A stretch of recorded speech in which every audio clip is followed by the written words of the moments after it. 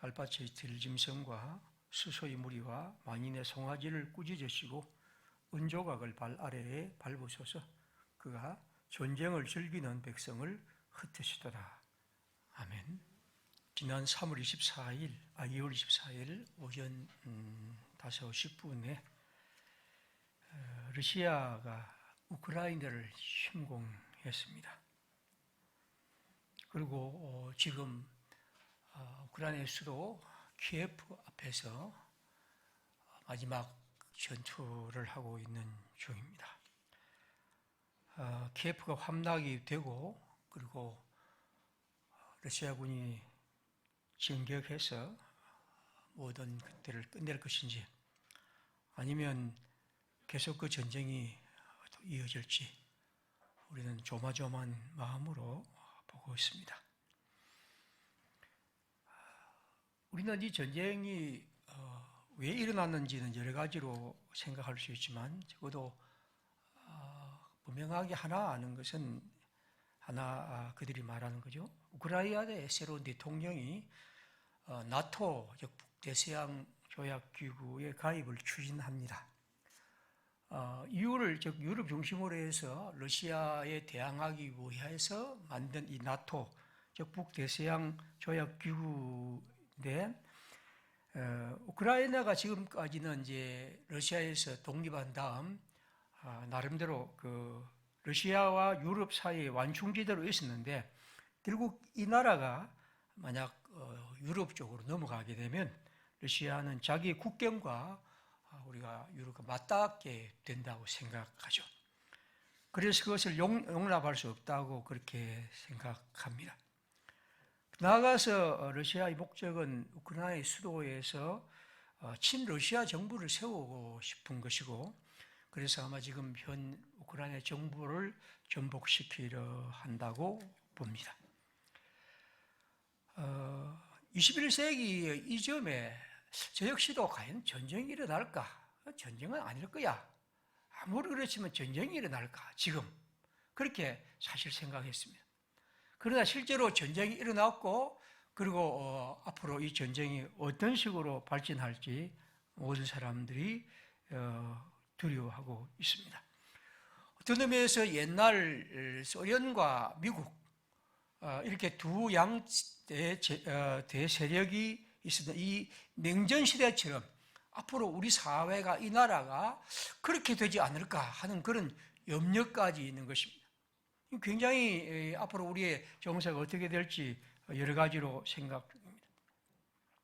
아마 러시아는 만약 우크라이나를 접수하면 그 다음에 있는 이른바 리투아니아, 라트비아, 이런 폴란드나 에스토니아나 이런 여러 나라들도 역시 큰 위협을 느낄 것이고 앞으로 이것이 어떻게 될지 우리는 여러 가지 염려를 갖고 있습니다.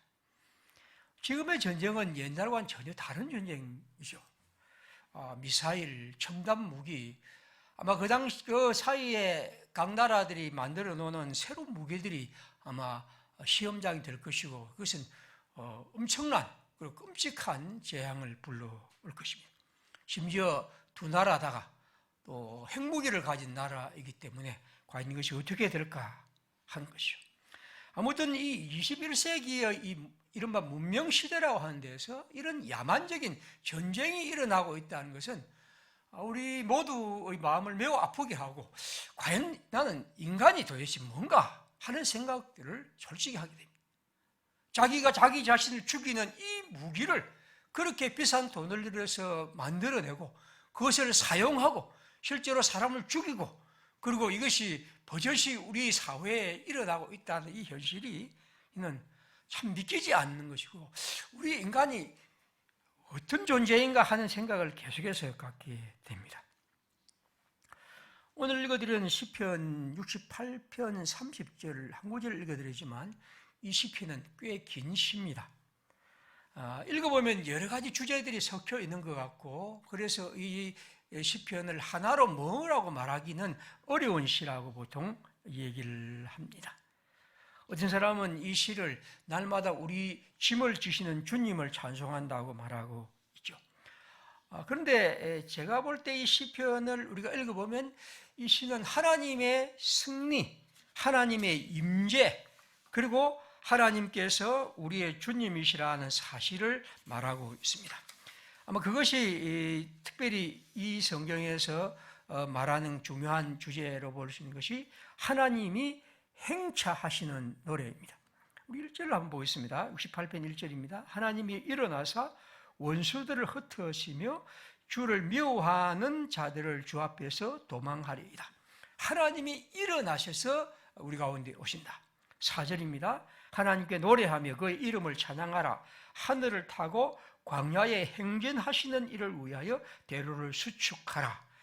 하늘을 타고 광야에 행진하시는 분. 7절입니다. 하나님이여 주의 백성 앞에서 앞서 나가사 광야에서 행진하셨을 때. 그 다음에 18절입니다.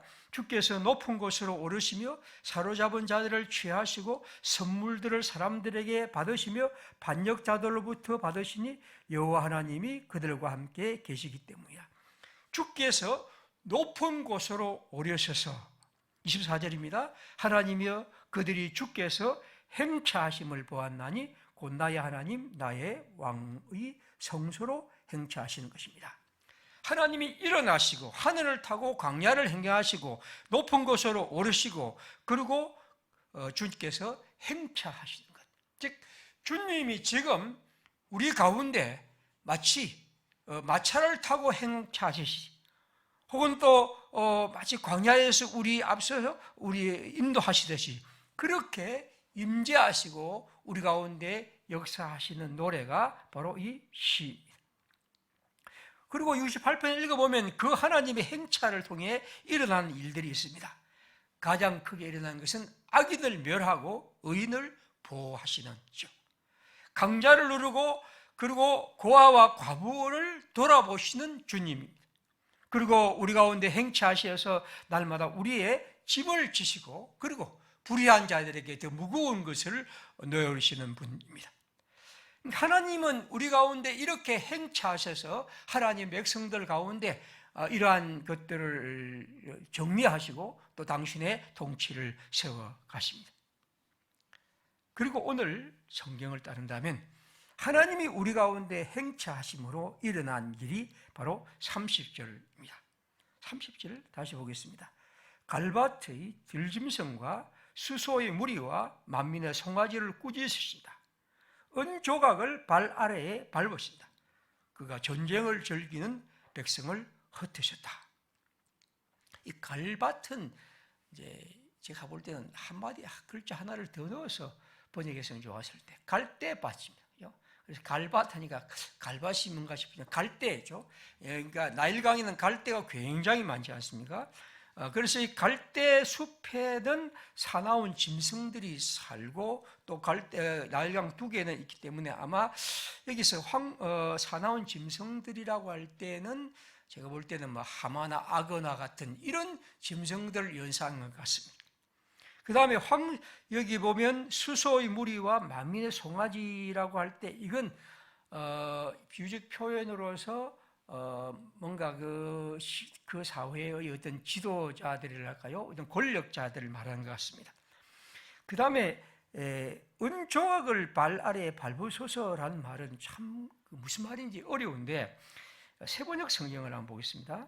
갈대밭에 사는 사나운 짐승들과 문나라의 황소떼 속에 있는 송아지 떼를 꾸짖어 주십시오. 조공바퀴를 탐하는 무리를 짓밟으소서 이렇게 했습니다. 이걸 아주 과감하게 이렇게 번역을 했는데 저도 뭐 이 의미는 좀 있는 것 같습니다. 왜냐하면 지금 이건 이제 그 강대국 애국과 같은 강대국이 다른 나라를 침략해서 조공을 받고 지배하는 것이기 때문에 아마 이렇게 노래한 듯합니다. 그렇게 하면 이제 그 다음에 있는 것처럼 전쟁을 즐기는 백성을 흩으셨다. 즉 전쟁을 좋아하는 백성을 흩으십시오. 그러니까 이런 것들을 자기의 강한 힘을 갖고 있음으로써 다른 나라를 짓밟고 그리고 그들을 지배하고 조공을 받는 이런 자들. 그래서 그것을 전쟁을 즐기는 백성들, 나라를 하나님께서 흩어달라고 노래합니다. 나일 강둑과 갈대밭을 어슬렁거리는 하마와 낙대 악어와 같은 이집트의 세력들, 황소의 무리와 같은 이러한 권력자들, 그런 자들, 그리고 그들은 조공을 받고 우상을 섬기면서 살아가는 자들, 그래서 그것을 위해서 전쟁을 즐기는 자들, 하나님께서 그들을 흩어주시기를 간구하고 있습니다. 전쟁은 범죄입니다. 러시아의 우크라이나 침공은 범죄입니다. 그건 악입니다. 그건 어떤 의도로 어떤 주장을 어떤 논리를 대더라도 그것은 그릇된 것입니다.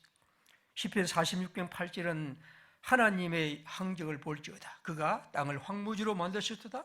그가 땅끝까지 전쟁을 쉬게 하시며 활을 꺾고 창을 끊으며 수레를 불사르시는도다. 76편 1절입니다. 하나님은 유다에 알리셨으며 그의 이름이 이스라엘의 것이도다. 그의 장막은 살렘에 있으며 그의 처소는 시온에 있도다. 거기에서 화살과 방패와 칼과 전쟁을 없이 하셨도다. 주는 약탈한 산에서 영화로우시며 존귀하시도다. 러시아의 우크라이나 침공은 범죄이며 우리는 그것을 강력히 규탄해야 합니다. 푸틴의 만행은 결코 용납할 수 없습니다. 그는 여러 가지 형태의 얘기를 할 수 있겠지만 그러나 그것은 분명히 악이며 우리 그리스도인들은 그것에 대해서 정죄해야 합니다.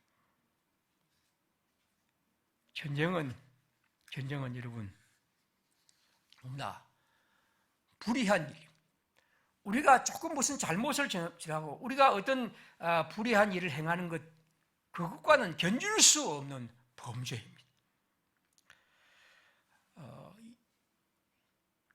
스위프트가 지은 이 걸리버 여행글 보면 재밌는 글이 있는데요. 그에 보면 이 사람이 이제 나라를 여행하지 않습니까? 그 중에 이제 뭐 소인국도 가고 거인국도 가고 뭐 여러 가지 하는데 거인국에 갔을 때 이 얘기입니다. 거인국에 가서 자기가 이제 그 큰 사람들 사이에 조그마한 자기가 이제 잡혀 있습니다. 잡혀 있으면서 이 신기해서 이제 이 왕이 이제 이 걸리버에게 물어보는 거죠. 너 나라는 어떠니? 그렇게 하면서 대화를 합니다.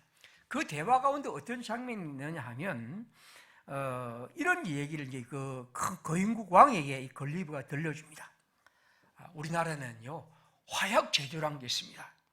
근데 이 화약 덩어리는 작은 불꽃이 떨어지면 순식간에 전체에 불이 붙으면서 엄청난 이 천둥 소리와 같이 큰 걸 내고 그리고 공중으로 솟구치 오르고 그리고 그걸 통해서 순식간에 거대한 성벽도 무너뜨립니다 하고 자랑을 쫙 한 거죠.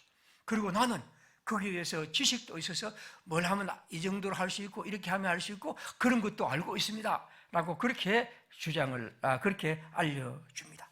그리고 그런 말이죠. 만약 임금님에게 어떤 녀석들이 뭔가 좀 그 불만을 품고 들어오면 이런 걸 하나 가지고 해서 단번에 무찌를 수 있습니다. 그렇게 얘기를 했습니다. 그리고 그것을 아주 자랑스럽게 얘기를 했죠. 그러자 그 임국의 임금이 왕이 이렇게 말합니다. 너는 앞으로 그 소리 한 번 더 하면 내가 너 죽일 테니까 조용히 해라. 그렇게 얘기를 합니다. 왜냐하면 우리는 그것이 필요 없다는 거죠.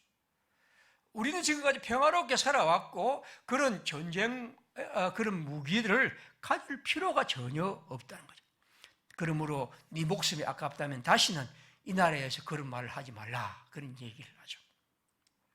아마 이제 걸리버 여행기의 저자는 이런 걸 통해서 이른바 이 영국이란 나라나 이런 나라들이 그런 것을 만들어서 굉장히 우리가 문명국이고 힘이 있다는 것을 과시하는 것을 풍자하기 위한 하나의 얘기라고 볼 수 있습니다.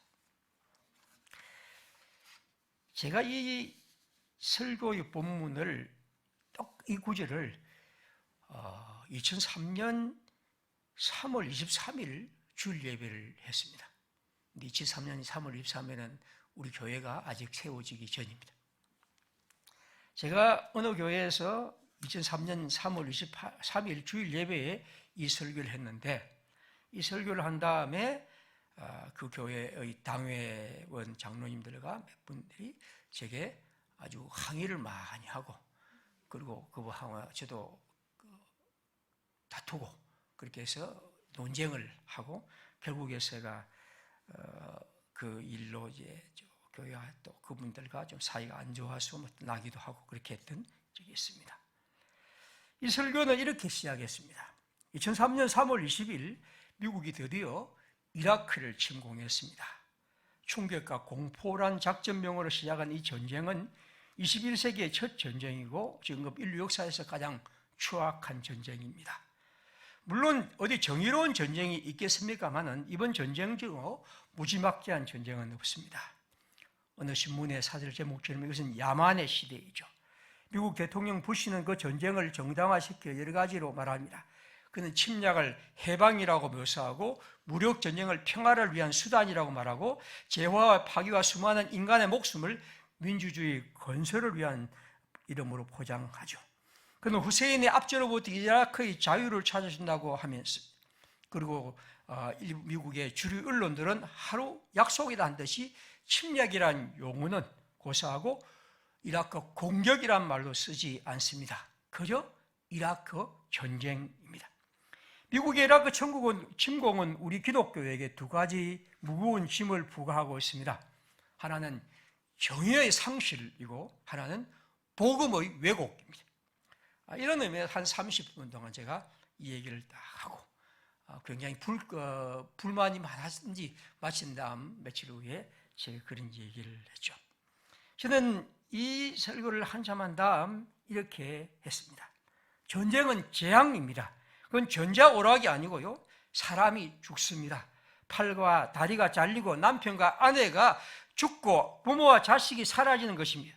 우리의 삶에 터지는 송두리째 폐허가 되고 사회 전체가 파괴되는 전쟁은 범죄입니다.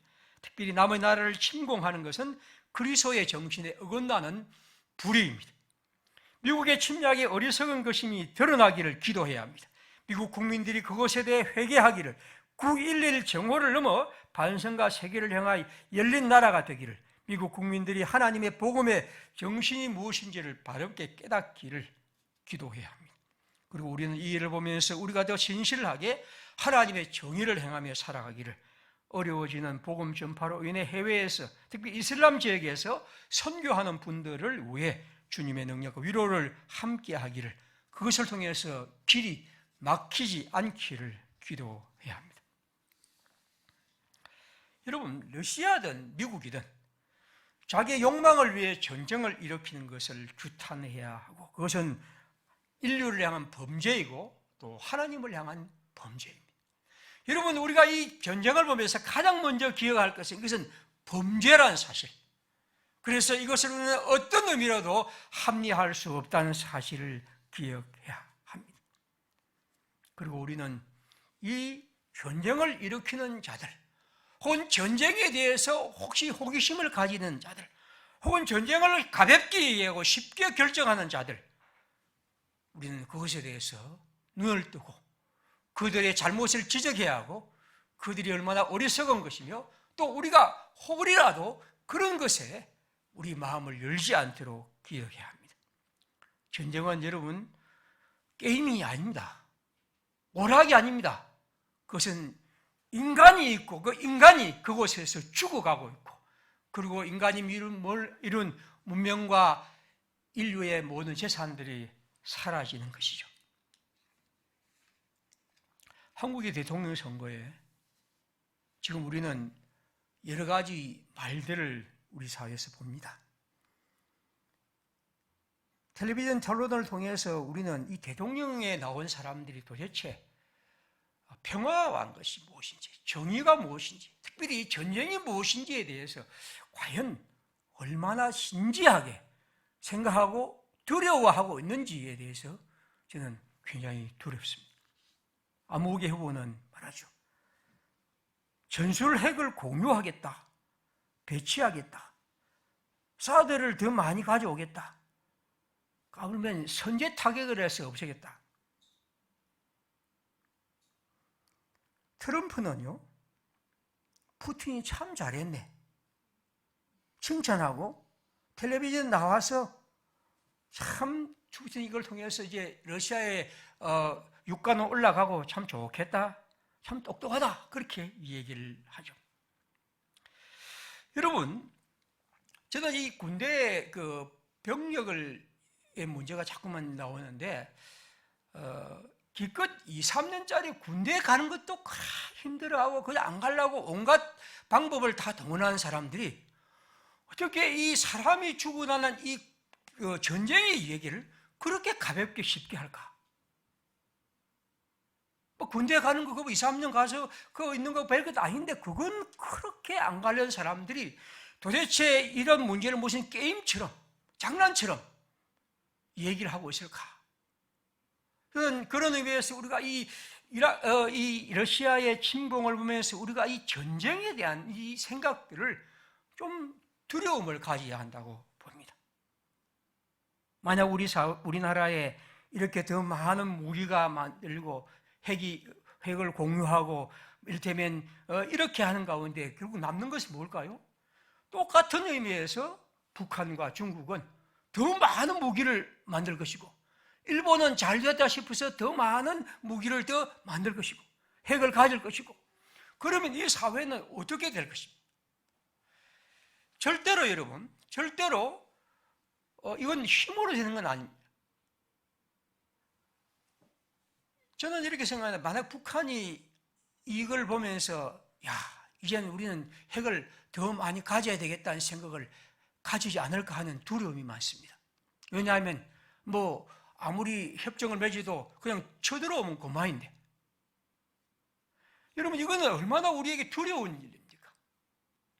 그런데 우리 사회가 이런 문제에 대해서 남의 얘기처럼 생각한다는 것은 결국 엄청난 문제입니다. 특별히 기독교인들이 마치 전쟁이 무슨 장난처럼 얘기를 하는 이런 시대를 살아가면서는 도대체 기독교인들이 어떤 머리에 뭐가 들었는가?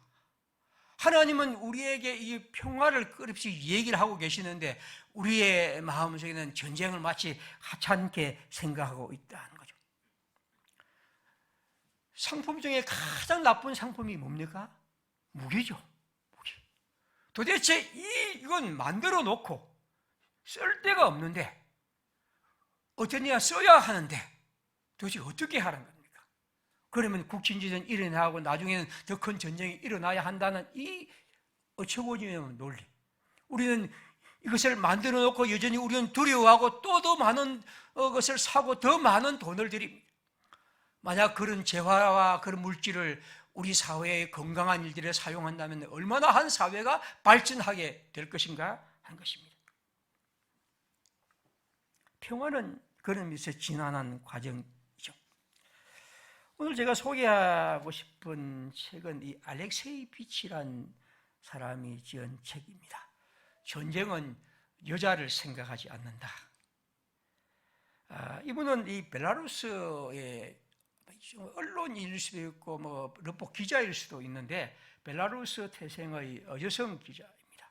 작가인데 이분이 지은 책을 제가 한문도 읽었는데 이것은 이제 그 체르노빌의 목소리라는 책인데요.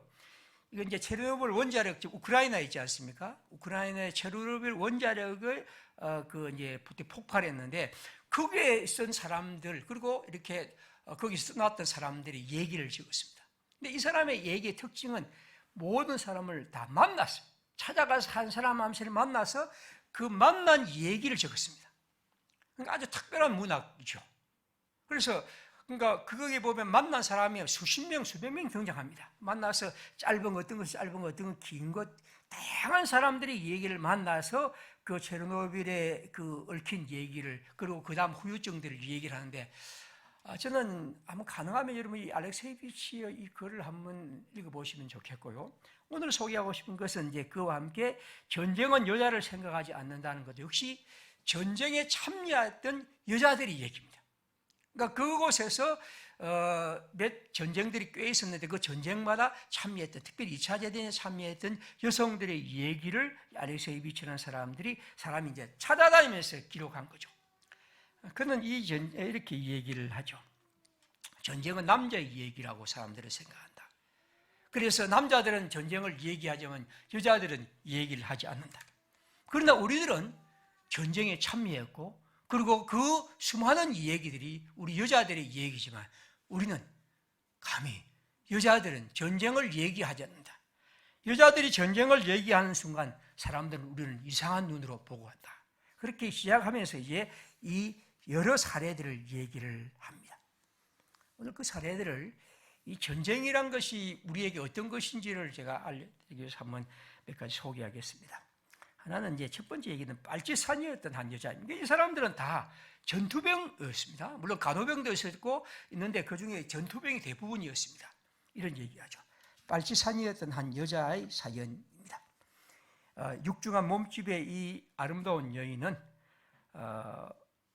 어느 날 자기들이 작전에 나갔다가 우연히 독일 병사 4사람을 포로로 붙잡은 얘기를 들려주었다.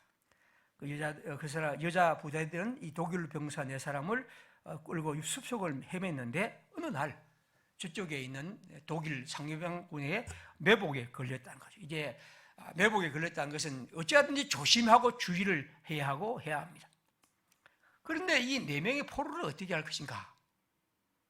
아마 남자들이라면 간단하게 죽여버렸을 텐데 이걸 어떻게 할 것인가 하는 것들이 그 여자 부대의 사람들이 의논을 합니다. 그 중에 이제 그러면서 이 발신한 여자가 얘기하죠. 자, 이렇게 되면 여기 있는 우리 소녀 병사들은 결코 이 사람을 죽일 수 없을 것이다. 그러나 분명히 지금 바로 앞에 독일군이 있는데 이걸 그냥 살려두면 우리 모두가 다 죽는다는 걸 알고 있습니다. 그래서 그는 이 소녀 병사들을 약간 떼어놓고 이 4사람, 즉 포로 1명을 물들어간 척하면 속인 다음에 뒤에서 총을 쏴고 그렇게 해서 나뭇가지를 모으러 가는 것처럼 속여서 유인해서 죽이고 그래서 하는 자기 4명을 죽인 얘기를 쫙 합니다. 나는 아무것도 아닌 평범한 사람이고 여성이었는데 나는 그 일을 그렇게 했다 얘기를 하면서 내가 군인이 되는 데는 3일이면 충분했다 그런 얘기를 쓰죠. 누군가 우리를 배반하는 바람에 우리는 우리의 은신처를 발각됐다. 그리고 우리의 은신처가 모두 포획가 되었다는 얘기를 또 해줍니다. 그리고 우리는 이제 숨어서 며칠 동안 이 늪지대에 이제 숨어서 그들이 쳐들어오지 못하도록 그렇게 있었는데 일행 중에 여자 통신병이 있었습니다. 그런데 이 사람은 출산을 한 지가 얼마 되지 않았죠. 아기는 배가 고파서 젖을 달라고 보채는데 엄마도 먹을 것이 없이 어찌할 수가 없습니다. 그러면 지금 이 소리가 나면 죽습니다. 어떻게 합니까? 사람들이 아무도 그에 대해 아무 말도 못하고 그냥 바라보고 있을 때 이 엄마가 포대기에다가 이 아이를 감싸서 물에 담그더니 한참 동안 있었어. 그리고 이 아이는 울지 않았지. 그런 얘기를 해줍니다. 한 사람 얘기는 저격병입니다. 저격병은 적의 보면서 이제 방아쇠를 당기는 거죠. 아주 사격을 잘하는 사람이죠. 이 여자는 저격병입니다. 정말 무섭고 두려웠지. 제일 처음에 독일 병사 하나가 내가 보니까 저 멀리 참모여서 머리를 내밀고 있었지. 나는 그를 보고 방아쇠를 당겼지. 그러자 그는 고개를 떨구었지. 나는 생전 처음 보는 사람을 내가 죽인 거야. 그리고 나는 너무나 괴로워서 어찌할 바를 몰랐지. 그런데 말이야, 전쟁이 계속되면서 나는 그 다음 얼마나 많은 사람을 죽이고 그 다음엔 내 생각이 뭔지도 몰랐지. 전쟁이 끝나고 나는 백발에 대해서 집으로 돌아와서 겨우 21살에 노파처럼 머리가 하얗게 새버린 거야. 진군할 때였지. 여자들 병사가 한 200명 정도 앞서가고 남자들이 한 200명 정도 뒤따라갔지. 푹푹 찌는 날씨에 30km를 타지 지지 않고 걸었지. 그리고 계속 걸어가는데 우리 여자들에게서 다리 사이로 빨간 얼룩들이 남는 거야. 붉은 자국들이. 왜? 우리 여자들이 그거 알잖아. 그러나 그것이 어쩔 수 없었지. 뒤따라온 남자 병사들은 붉은 자국을 보고도 일부러 모른 척해서 일부러 다리 쪽으로 쳐다보지 않았지. 바지 아래에서 그대로 말라붙는 바람에 꼭 유리바지처럼 뻣뻣하게 굳어버렸어. 살이 베어서 상처가 났더라고. 그리고 남자들이 속서치를 보죠. 나무 위에 걸어놓을 때 망을 보다가 우리는 기다리다가 몇 벌을 설적했지. 그리고 그것을 우리가 찾지. 그리고 남자들은 그 속옷이 어디로 간지 알았지. 이 속옷은 2년 후에나 겨우 나왔고 우리는 그때까지 남자의 편태와 속서치를 입고 다녔지. 캠프로 돌아왔어. 지휘관이 또 계속 다른 얘기입니다. 우리를 병 정렬시키든지 나를 앞으로 불렀어. 그러자 그는 내 총뿌리에 매여있는 제비꽃이 매달려 있는 것을 보았지. 그리고 나를 흘려내서 군인은 반드시 군인다워야 한다. 어째서 군인이 꽃이나 따서 먹는 그런 사람이 아니야 하고 그렇게 얘기를 하죠. 그래, 남자들로서는 이해할 수가 안 되는 일이지. 하지만 나는 제비꽃을 버리지 않았지. 가만히 제비꽃을 풀어서 주머니에 넣었지. 그 일로 나는 징계를 받았고 3번 더 추가 임무를 수행해야 했지. 또 한 번은 보초를 설 때 새벽 2시에 다른 병사가 교대하러 왔는데 그냥 돌려보냈어. 네가 낮에 보초서 밤에 내가 그냥 할게. 밤에 보초서는 훨씬 어렵지만 그건 스스로 합니다. 그렇게 하고 자라고 했지. 그리고 나는 밤새 날이 밝을 때까지 내가 보초를 서기로 했던 건 새소리가 듣고 싶었었지. 딱 그 이유 하나 때문이었지. 밤엔 고향을 평화로운 지난 날을 느끼게 하는 그 뭔가가 있었거든. 이렇게 해서 이 새소리를 듣고 싶었다는 얘기도 합니다. 또 하나 얘기입니다. 우리는 18, 20 나이에 전선으로 떠났다가 20, 24시 되어 돌아왔지. 우리는 돌아와서 처음으로 원피스를 입었는데 눈물이 쏟아지더라고. 거울 앞에 서서도 내가 나를 못 알아보겠는 거야. 4년 동안 바지만 입고 벗은 본 적이 없었으니까. 30년이 지났어야 모임에 초대도 받고 나는 과거를 숨기며 살았지. 내가 그런 곳에 나갔다는 것을 남자들은 자랑스럽게 내놨지만 우리는 그렇게 하지 못했지. 또 하나의 얘기입니다. 체르노빌이라는 이 심신적인 친구가 있었지. 이 친구는 쥐레를 자기 옆구리에 끼워 날랐지. 이것이 그가 한 일이었지. 그런데 말이지, 그는 그 당시 임신 중이었지. 임신한 여자가 쥐레를 그 배에 안고 뛰는 장면을 너는 상상할 수가 있니? 그런 얘기를 합니다. 마지막으로 이 포로 얘기입니다. 이 사람은 포로로 잡혀가서 게토에 갇혀 있을 때입니다. 이 사람은 나치에 저항하는 지화 공작 여성인데 같이 철로조망이 치킨 게토에 살아서 화요일에 그런 일이 일어났지. 왜 하루였는지. 어쨌든 우연히 창밖을 봤는데 세상에 우리 집 맞은편 벤치에 소년과 소녀가 지금 감옥에 게토에 갇혀있는 아이가 키스를 하고 있더라고. 끔찍한 살육과 총살이 난무하는 세상 한가운데서 그 아이들이 키스를 하고 있더라고요. 나는 그 평화로운 광경에 충격을 받았어. 짧았던 그런데 그 거리 한쪽에서 갑자기 독일경 순찰병이 나타났어. 그들도 당연히 아이들을 봤지. 앞이 훤히 트였으니까. 저걸 어째? 하고 놀라고 하고 말을 할 틈이 없어서 정말 그럴 새도 없었지. 총소리와 비명소리. 그리고 그 아이들은 잠깐 쓰러지고 일으키더니 그냥 꼬꾸라지는 모습만 볼 수 있었어. 둘은 함께 쓰러졌어. 하루 이틀이 지나고 나는 그것이 떠나지 않는 거야. 왜 아이들이 그곳에서 입을 맞췄을까? 왜? 그런 식으로 죽고 싶었던 건 아닐까? 아이들은 언젠가 자기들이 이곳에 죽을 건 운명이라는 것은 알았을 거야. 아마 그들은 다른 식으로 죽고 싶은 것이지. 그건 사랑이었어. 사랑이 아니면 뭐겠어? 다른 이유는 없을 거고. 사랑밖에 그 일이 아름답게 들리기도 하네. 하지만 실제로는 너무나 끔찍한 경험이었지. 지금 생각해 보면 그 아이들은 맞서 싸웠던 거야. 아름답게 죽고 싶었던 거지. 나는 그게 그 아이들의 선택이라고 확신해. 제가 이 알세비치의 글을 읽어드리는 것은 우리에게 홀이라도 조금이라도 이 전쟁이 두렵지 않는 마음, 심지어 어떤 것은 사람들은 그것이 남자다운 마음이라 한다면 그건 끔찍한 생각 있을 수 없는 것이죠. 전쟁은 두려운 일이고 결코 있어서는 안 될 일이고 그것은 우리 속에서, 우리의 역사에서 가장 큰 범죄입니다.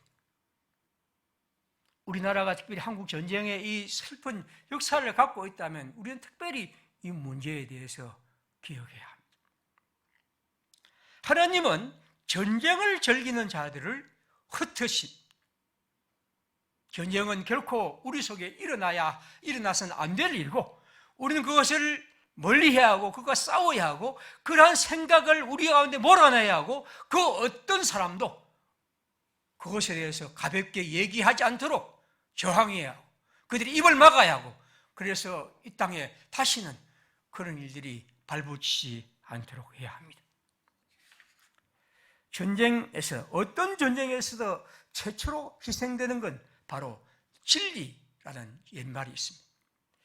여러분, 이 전쟁이란 것은 모든 것을 희생시키지만 특별히 진리, 옳고 그름 자체를 없애버립니다.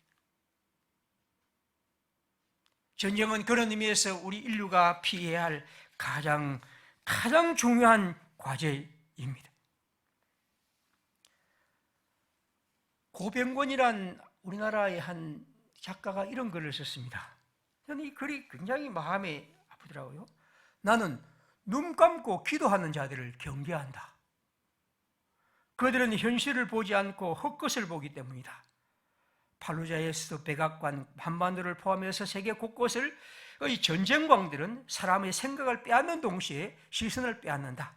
그들은 자신들이 싸우려는 자가 악마로 보일 때까지 눈 감고 기도하라고 가르친다. 그러면 사람들은 전쟁을 비디오 게임이나 컴퓨터 오락으로 받아들이는 아이들만큼이나 헛것을 보게 된다. 이라크 전쟁이 터졌을 때 13살의 소녀 엘드브롯은 눈을 뜨고 자신의 얼굴을 보라는 말로 반전 메시지를 전했다. 아이는 말한다. 저를 한번 보세요. 찬찬히 오랫동안. 여러분이 이라크에 폭탄을 터뜨릴 걸 생각했을 때 여러분 머릿속에는 제 모습이 떠올라야 합니다. 저는 여러분이 죽이려는 바로 그 아이입니다. 이것은 액션 영화도 공상 영화도 비디오 게임도 아닙니다. 고개를 돌리거나 눈을 감아서는 안 됩니다. 여러분, 기도가 이러한 문제에 눈을 감게 하는 건 아닙니다. 기도는 우리의 눈을 더 뜨게 하고 우리의 생각을 바르게 하고 우리의 옳고 그름을 분별하게 하는 하나님의 성령의 통찰력입니다. 그러므로 저는 오늘 이 러시아의 우크라이나 침공을 보면서 우리 마음속에 이 전쟁에 대한 싸움, 다시 말하면 전쟁이 우리 속에 결코 우리가 실제로 일어나지 않아야 할 뿐 아니라 우리의 입과 우리의 마음속에도 결코 자리 잡지 않도록 생각해야 하고, 우리는 특별히 전쟁을 쉽게 말하는 자들과 싸워야 하고 그들의 입, 그들의 생각을 막아야 합니다.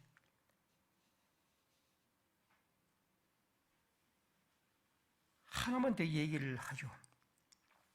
우리나라의 그 한동대 교수였죠. 유대영이라는 사람이 지은 한국 기독교의 역사란, 근대 기독교 역사를 읽으면서 그는 이런 글 하나 소개를 합니다. 파괴적 전쟁은 종교 허무주의가 광범하게 확산하는데 특별히 이 개신교인들이 이 전쟁을 통해서 큰 충격을 받았다고 합니다. 이 한국 전쟁 때입니다. 미군의 무차별 포격으로 교회와 신학교 건물이 거의 파괴된 전쟁 후에는 모이려 해도 모일 장소가 없다는 겁니다. 북한에 이제 미국이 폭격을 했을 때 그들은 생각합니다. 미국은 절대 교회를 폭격하지 않을 것이라는 믿음으로 공습 경보가 나면 사람들은 방공호가 아니라 교회로 모여 싸가 당합니다. 아, 그렇지. 미국은 하나님을 믿는 나라니까 결코 교회는 폭격 안 할 거야. 그렇게 생각해서 사람들이 모두 교회로 모였다는 겁니다. 그런데 말입니다. 교회가 다 파괴됐습니다.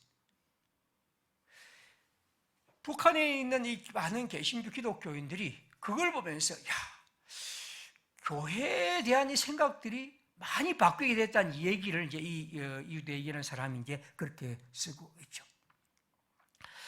어쨌든 우리가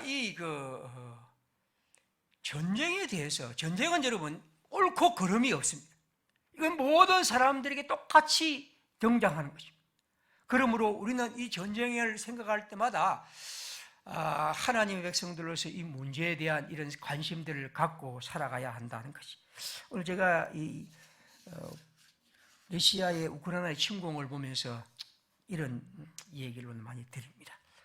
호세아 2장 18절, 그날에는 내가 그들을 위하여 들짐승과 공중의 새와 땅의 곤충과 더불어 언약을 맺으며 또 이 땅에서 활과 칼을 꺾고 전쟁을 없이 하고 그들로 평안히 눕게 하리라. 하나님의 언약의 표, 전쟁을 없이 하고 모든 사람에게 평화를 주는 것, 이 은총이 우리에게 있기를, 우리가 그것을 위해서 살아가는 사람 되기를 바랍니다. 기도하겠습니다. 우리 시간 함께 기도하면서 특별히 러시아의 우크라이나 침공으로 인해서 고통받는 이 땅의 사람들, 우리 다 전혀 모르는 사람들이지만 우리는 다 그들이 하나님의 형상대로 지음받은 사람들이고 하나님이 이 땅에 그들을 생명으로 생명을 주셔서 태어나게 하신 분인데 우리 함께 그들의 생명으로 기도하고 이 전쟁의 참화에서 우리가 벗어나고 인류의 문명이 바른 정신으로 이 모든 것들을 판단할 수 있도록 주님 불쌍히 여기시기를 우리 함께 기도하는 시간 갖겠습니다. 다음 기도합시다.